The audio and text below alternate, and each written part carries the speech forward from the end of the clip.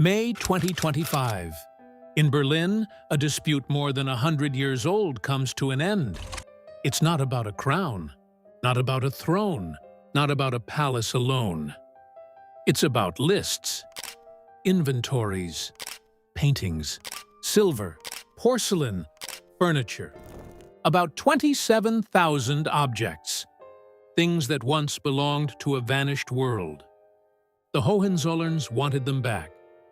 The family of the last German Kaiser. They wanted possession, influence, recognition, and maybe a piece of what had broken apart in 1918. But in the end, this claim didn't fail only because of laws.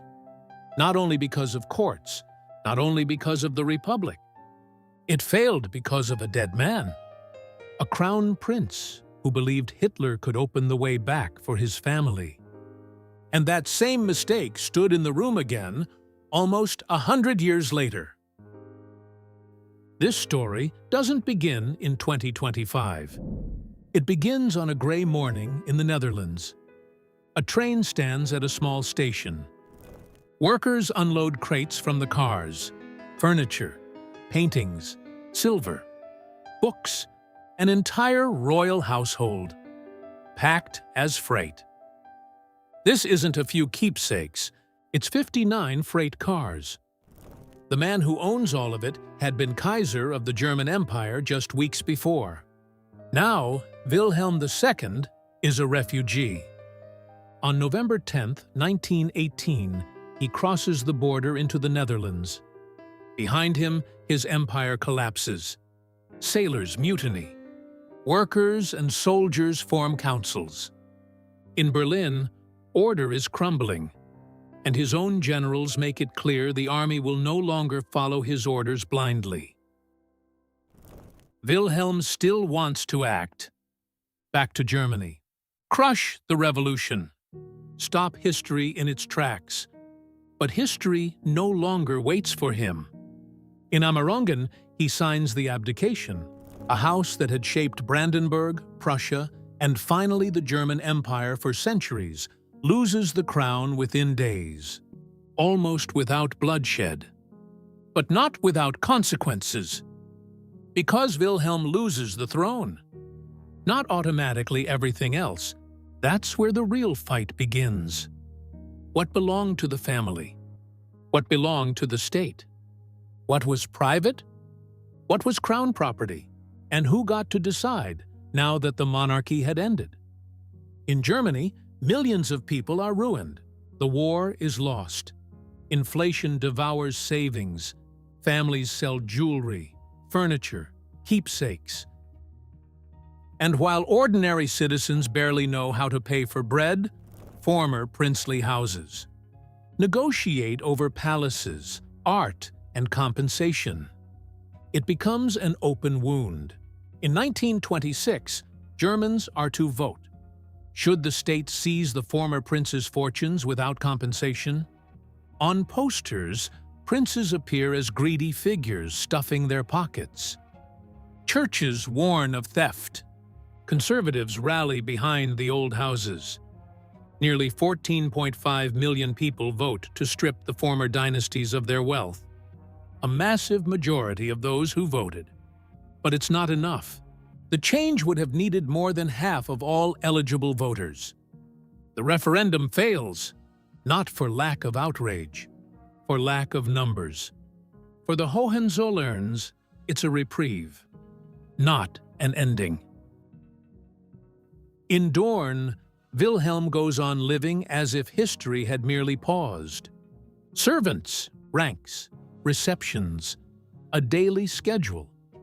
A small version of the empire, fenced in inside a Dutch garden. He chops wood, thousands of logs, year after year. The throne is gone. The idea isn't. Then comes the family's most dangerous hope.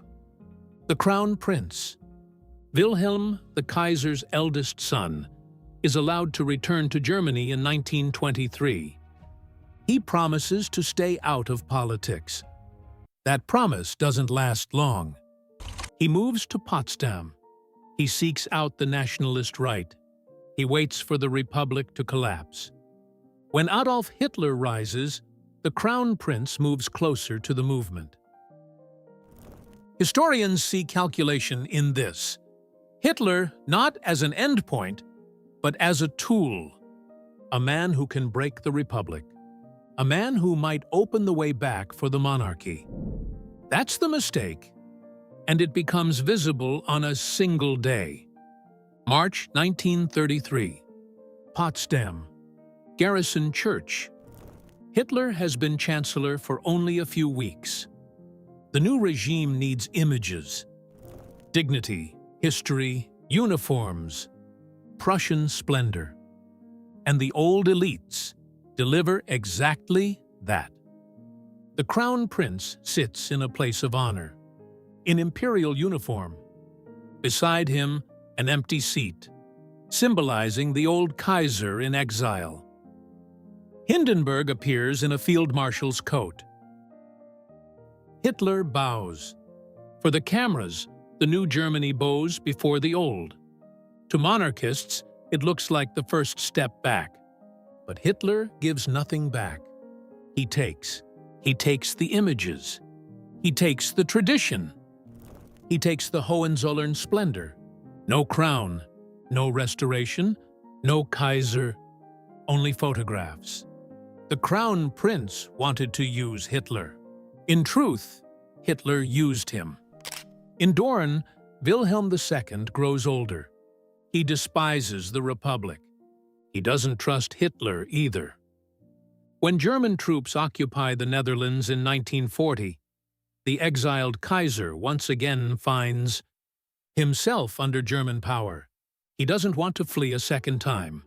In 1941, Wilhelm II dies in Dorn. He wanted to return to Germany only once the monarchy was restored. It never comes back, so his body stays there, in a mausoleum, in exile. The Crown Prince outlives him, but his bet is lost. Germany lies in ruins in 1945.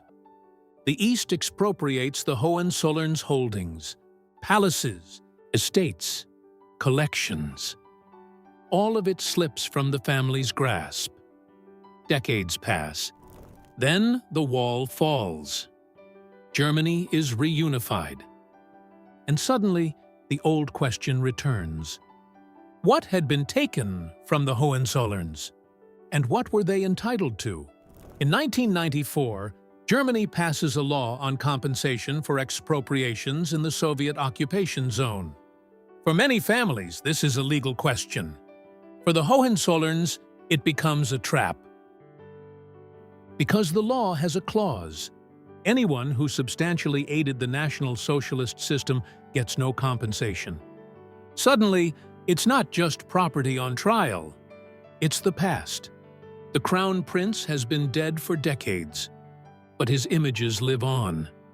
His appearances, his closeness to Hitler, his place in Potsdam, his hope that the Nazis would bring back the monarchy. What was once meant to pave the way back to power now becomes evidence against the family.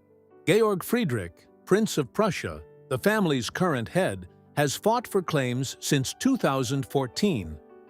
It's about art, furniture, compensation, a say in decisions, about objects from that world Wilhelm II once loaded onto freight cars bound for Dorn. But the mood shifts. Historians examine the Crown Prince's role. Politicians ask questions. Newspapers ask why the descendants of a family that gave Hitler prestige should now be compensated by a democratic state. The family argues the Crown Prince was vain, but politically insignificant. A man in uniform, but without power. Yet that doesn't convince many. Because his uniform was visible. His name was visible. His place in Potsdam was visible. And the images didn't disappear. In 2023, the family withdraws its central claims. In 2025, the settlement comes. The major demands are over. the disputed objects remain publicly accessible, not as a return to a former ruling house, but in a foundation under public control. The Hohenzollerns get seats, but no veto. The man who saw Hitler as a way back stands, almost 100 years later, between his family and their claim. The dead prince blocks the living heir's path.